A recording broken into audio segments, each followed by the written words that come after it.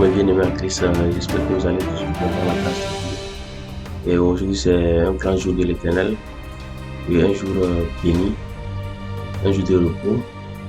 Et ce matin nous sommes là pour continuer notre enseignement comme promis. Et je tiens tout d'abord à vous dire merci du fond de mon cœur et pour ce que vous faites, pour vos partages, pour vos soutiens et pour vos appels. Et je dis beaucoup merci à tout le monde. Et continuons de toujours faire l'œuvre de Dieu. C'est tellement important de faire l'œuvre de Dieu. Et lisons la Bible, ça c'est tellement important. Parce que c'est la seule vérité qui existe sur la terre, la parole de Dieu. Oui, c'est la seule vérité. Et lorsqu'on cherche des réponses, il y a ça dans la Bible. Donc mes frères, mes soeurs, mes bien-aimés en Christ, et je vais remettre ces moments dans les mains de Dieu. Père, bénis cette parole au nom de ton Fils bien-aimé Jésus de Nazareth. Ouvre les yeux du cœur, Seigneur. Ouvre, Seigneur Père de nos amis, les yeux du cœur. Écris ta parole dans nos cœurs, mon Dieu, mon roi. Éternel des armées, que ta main puissante agisse abondamment et que ton Esprit Saint prenne contrôle de ces moments. Oui, mon Dieu, mon roi, Seigneur, que les cœurs soient touchés maintenant. Que les cœurs soient touchés par ta parole. Efface tout ce qui est de moi et mets, Seigneur Père, ta main, afin que, Seigneur, tout ce que, Seigneur Père, je vais prêcher, que cela soit selon ta parole et non mes pensées, Seigneur Père. Car, Seigneur Jésus de Nazareth, nous voulons ta parole. Nous voulons, Seigneur Père, finir avec les raisonnements d'hommes, Seigneur Père. Nous voulons, Seigneur, que tu nous guides par ta parole, mon Dieu Tout-Puissant. Éternel des armées, merci Seigneur Jésus. Amen, amen. Mais bien nous en Christ. Et nous avons parlé la dernière fois de l'identité de notre Seigneur Jésus de Nazareth.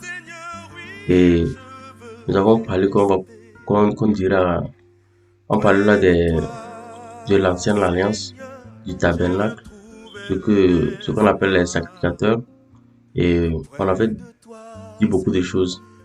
Aujourd'hui, nous allons parler de l'ancienne alliance. Parce que pour continuer et voir ce que Jésus est en train de faire au ciel actuellement, il faut qu'on comprenne d'abord ce qui se faisait avant lui. Au temps de Moïse, parce que les gens allaient dans le temple, dans le tabernacle pour faire qu'est-ce qu'ils faisaient. Donc nous allons voir cela à travers les paroles. Mais avant cela aussi, nous devons parler de Moïse, de la naissance de Moïse.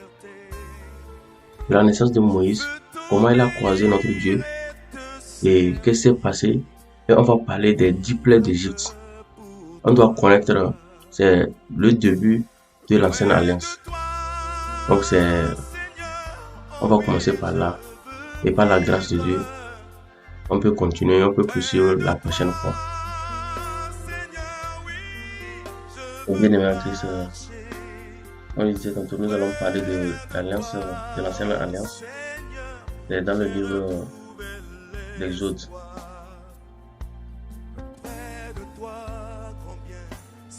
C'est dans le livre d'Exode.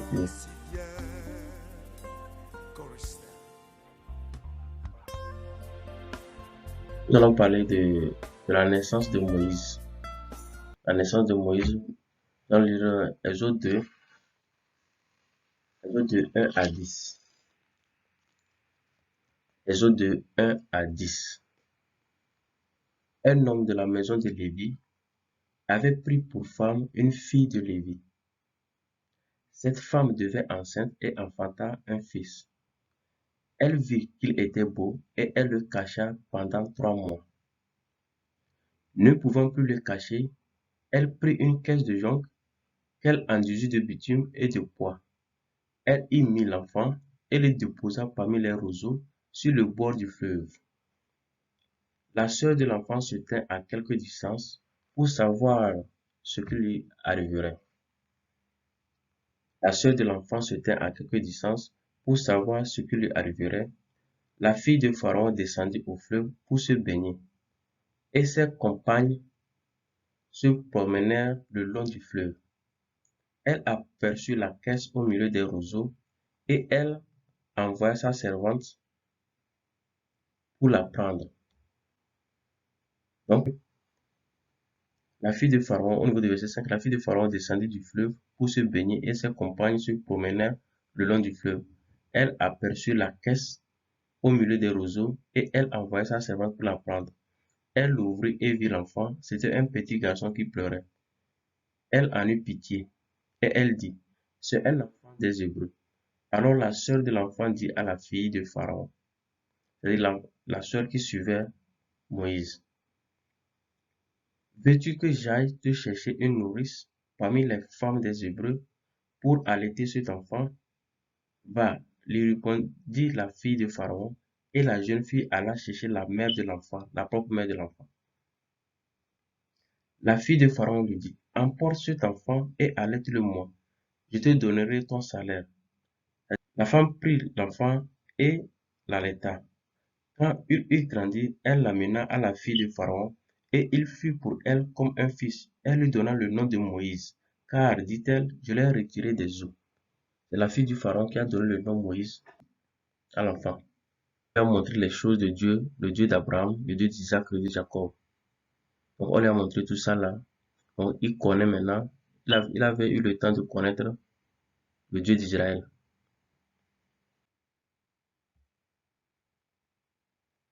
Les membres de famille de Moïse. Amram, père de Moïse, Jochebed, mère de Moïse, Marie, sœur de Moïse, Aaron, frère de Moïse, Gershom, fils de Moïse, Séphora, femme de Moïse, et Jéthro, beau-père de Moïse.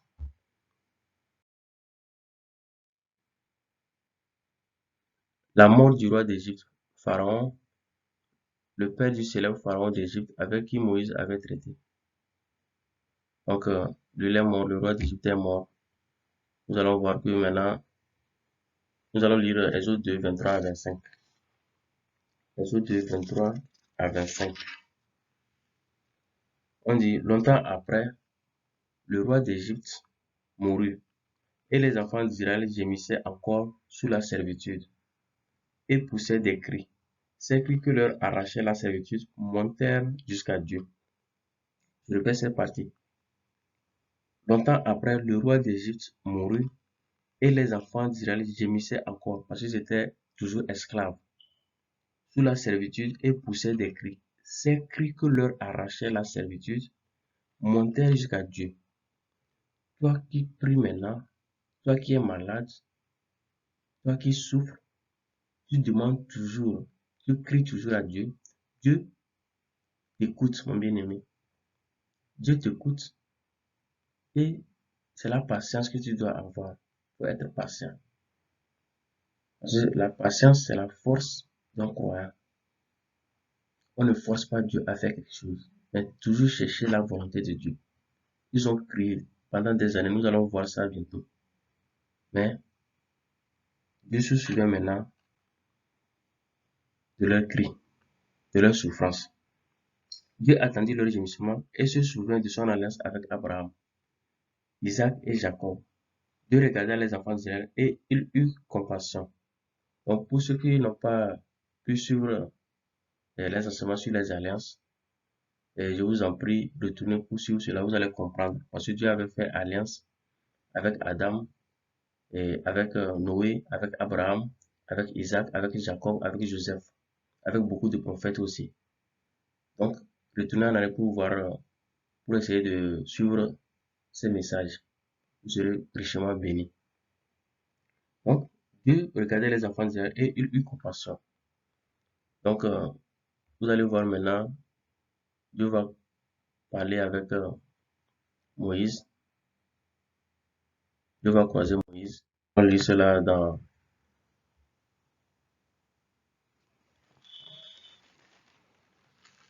Exode 3, Exode 3, 1 à 20. C'est très important que je lise ça, même si c'est trop long. C'est très important pour que le monde comprenne. Ceux qui n'auront pas le temps d'aller fouiller dans la Bible, donc ils vont écouter. Mais je vous en prie, ayez toujours le temps de lire la parole de Dieu. C'est très important. Moïse faisait paître le troupeau de Jéthro, son beau-père, sacrificateur de Madian, et il mena le troupeau derrière le désert et vint à la montagne de Dieu à Horeb. L'ange de l'Éternel lui apparut dans une flamme de feu, au milieu d'un buisson. Moïse regarda et voici, le buisson était tout en feu et le buisson ne se consumait point. Moïse dit, je vais me détourner pour voir quelle est cette grande vision et pourquoi le buisson ne se consume point. L'Éternel vit qu'il se détournait pour voir, et Dieu l'appela du milieu du buisson et dit, Moïse, Moïse, et il répondit, me voici. Dieu dit, n'approche pas d'ici, car ôte tes souliers de tes pieds, car le lieu sur lequel tu te tiens est une terre sainte. Et il ajouta, je suis le Dieu de ton père, le Dieu d'Abraham, le Dieu d'Isaac et le Dieu de Jacob. Moïse se cacha le visage, car il craignait de regarder Dieu. L'Éternel dit, j'ai vu la souffrance de mon peuple, Amen, qui est en Égypte, et j'ai entendu les cris que lui font pousser ses oppresseurs, car je connais ses douleurs. Oh, c'est Dieu qui est en train de parler à Moïse. L'Éternel dit, j'ai vu la souffrance. Dieu a vu tes problèmes, Dieu a vu ta maladie, Dieu a vu que tu cherches un enfant. Continue de prier, mon bien-aimé. Continue, ma soeur. Continue, mon frère. Dieu écoute tes prières. Sois patient. Dieu va agir. Ça, cette parole vient pour nous fortifier. Nous allons voir pendant combien d'années le peuple était sous la servitude du roi d'Égypte. Donc, il dit au verset 8, je suis descendu pour le délivrer de la main des Égyptiens et pour le faire monter de ce pays dans un bon et vaste pays, dans un pays où coule le lait et le miel, dans les lieux qu'habitent les Cananéens, les Essiens, les Amoréens, les Phérésiens, les Éviens et les Jébusiens. Voici les cris d'Israël sont venus jusqu'à moi, et j'ai vu l'oppression que leur font souffrir les Égyptiens. Maintenant va, je t'enverrai auprès de Pharaon, et tu feras sortir d'Égypte mon peuple. Je répète, voici les cris d'Israël sont venus jusqu'à moi, et j'ai vu l'oppression que leur font souffrir les Égyptiens. Maintenant va, c'est un ordre. Lorsque Dieu descend pour manifester, il te donne de l'ordre d'aller faire, d'aller accomplir. Maintenant va, et je t'enverrai auprès de Pharaon, et tu feras sortir d'Égypte mon peuple, les enfants d'Israël. Moïse dit à Dieu, qui suis-je pour aller vers Pharaon et pour faire sortir d'Égypte les enfants d'Israël? Dieu dit, je serai avec toi, et ceci sera pour toi le signe que c'est moi qui t'envoie. Quand tu auras fait sortir d'Égypte le peuple, vous servirez Dieu sur cette montagne. Moïse dit à Dieu, j'irai donc vers les enfants d'Israël, et je leur dirai, le Dieu de vos pères m'envoie vers vous. Mais s'ils me demandent quel est son nom, que leur répondrai-je? Dieu dit à Moïse, je suis celui qui suis. Je répète, Dieu est en train de donner son nom ici. Comprenez? Dieu dit à Moïse, je suis celui qui suis. Et il ajouta, c'est ainsi que tu répondras aux enfants d'Israël, celui qui s'appelle, celui qui se nomme, celui qui s'appelle, je suis, m'a envoyé vers vous. Dieu dit encore à Moïse, tu parleras ainsi aux enfants d'Israël, l'Éternel, le Dieu de vos pères, le Dieu d'Abraham, le Dieu d'Isaac et le Dieu de Jacob m'envoie vers vous. Voilà mon nom pour l'éternité. Voilà mon nom de génération en génération. Amen. Ici, Dieu a donné son nom. Il s'appelle Jésus. Il est le Dieu d'Abraham, le Dieu d'Isaac, le Dieu de Jacob. Donc, pour les gens qui prient, ils disent que au nom du Dieu d'Abraham, d'Isaac et de Jacob, c'est le Dieu même, c'est le nom de Dieu. Parce qu'il y a des gens qui se trompent que pourquoi, les gens veulent prier là, ils disent au nom du Dieu d'Abraham, au nom du Dieu d'Isaac et de Jacob. C'est le nom de Dieu. Il a dit de génération en génération. Son nom aussi c'est Je suis. Va, rassemble les anciens d'Israël et dis-leur, l'Éternel, le Dieu de vos pères, m'est apparu, le Dieu d'Abraham, d'Isaac et de Jacob. Il a dit, je vous ai vu et j'ai vu ce qu'on vous fait en Égypte. Et j'ai dit, je vous ferai monter de l'Égypte où vous souffrez dans le pays des Cananéens, des Essiens, des Amoréens, des Phérésiens, des Éviens et des Jébusiens, dans un pays où coule le lait et le miel. Ils écouteront ta voix et tu iras, toi et les anciens d'Israël. D'abord, Dieu a envoyé Moïse sur son peuple. Après cela, il va aller maintenant avec les anciens voir Pharaon, le célèbre Pharaon. Ils écouteront ta voix et tu iras, toi et les anciens d'Israël, auprès du roi d'Égypte. Et vous lui direz, l'Éternel, le Dieu des Hébreux, nous est apparu. Permets-nous de faire 3 journées de marche dans le désert pour offrir des sacrifices à l'Éternel notre Dieu. Je sais que le roi, Dieu qui sait toutes choses, sait déjà que le roi va refuser. Je sais que le roi d'Égypte ne vous laissera point aller si ce n'est pas par une main puissante. Si ce n'est pas par une main puissante, le roi d'Égypte ne va pas laisser. J'étendrai ma main et je frapperai l'Égypte par toutes sortes de prodiges que je ferai au milieu d'elle, après quoi il vous laissera aller. Répétez cette parole avec moi, s'il vous plaît. J'étendrai ma main et je frapperai l'Égypte par toutes sortes de prodiges que je ferai au milieu d'elle, après quoi, dites après quoi, il vous laissera aller. Donc la main puissante de Dieu va agir. Que ce soit dans ta vie, mon bien-aimé, la main puissante de Dieu va agir. Sois patient. Sois patient. Sois patient. Sois patient, mon bien-aimé. Dieu va t'aider. Dieu écoute tes prières. Donc, c'est la parole de Dieu. Dieu a envoyé d'abord vers son peuple et maintenant vers le Pharaon. Donc, il dit, Pharaon va refuser. Mais une main puissante va forcer Pharaon à libérer. Il fera des prodiges en Égypte. Donc, nous allons voir maintenant les 10 plaies d'Égypte. Les 10 plaies d'Égypte, les prodiges de l'Éternel.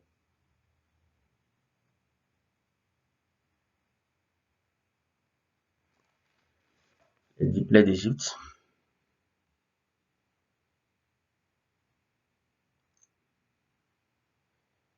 On dit, les eaux du fleuve changées en sang. Vous allez lire Exode 7, 16 à 23. Les eaux du fleuve changées en sang. Exode 7, 16 à 23. Envoie des grenouilles dans toute l'étendue d'Égypte. Exode 7, 26 à 29 et Exode 8, 1 à 11. La poussière de la terre fut changée en poux dans tout le pays d'Égypte. Exode 8, 12 à 15. Exode 8, 12 à 15. Envoie des mouches venimeuses contre Pharaon, ses serviteurs, son peuple, ses maisons. Exode 8, 16 à 28. La main de l'Éternel sur les troupeaux, les chevaux, les ânes, les chameaux, les bœufs, les brebis. Exode 9, 1 à 7. La cendre de fournaise devenue poussière couvrira tout le pays d'Égypte. Exode 9, 8 à 12. Une grêle tellement forte. Exode 9, 13 à 30. Les sauterelles dans toute l'étendue de l'Égypte. Exode 10, 3 à 11. Les ténèbres sur le pays d'Égypte. Exode 10, 21 à 29. La mort de tous les premiers-nés d'Égypte. Exode 11, 4 à 8. Ce sont les 10 prodiges de l'Éternel, les 10 plaies d'Égypte. Les eaux du fleuve changées en sang. Envoie des grenouilles dans toute l'étendue d'Égypte. 3. La poussière de la terre fut changée en poux dans tout le pays d'Égypte. 4. Envoie des mouches venimeuses contre Pharaon, ses serviteurs, son peuple, ses maisons. 5. La main de l'Éternel sur les troupeaux, les chevaux, les ânes, les chameaux, les bœufs, les brebis. 6. La cendre de fournaise devenue poussière couvrira tout le pays d'Égypte. 7. Une grêle tellement forte. 8. Les sauterelles dans toute l'étendue de l'Égypte. 9. Les ténèbres sur le pays d'Égypte. Et puis 10. La mort de tous les premiers-nés. Donc maintenant sur la montagne, et ici, après cela, Pharaon va libérer, comme Dieu avait promis, Pharaon va libérer maintenant le peuple. Après la mort de tous les premiers-nés d'Égypte, même l'enfant du Pharaon aussi a été touché.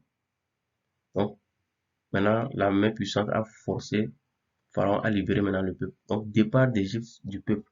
Nous allons lire Exode 12, 37 à 42. Exode 12, 37 à 42.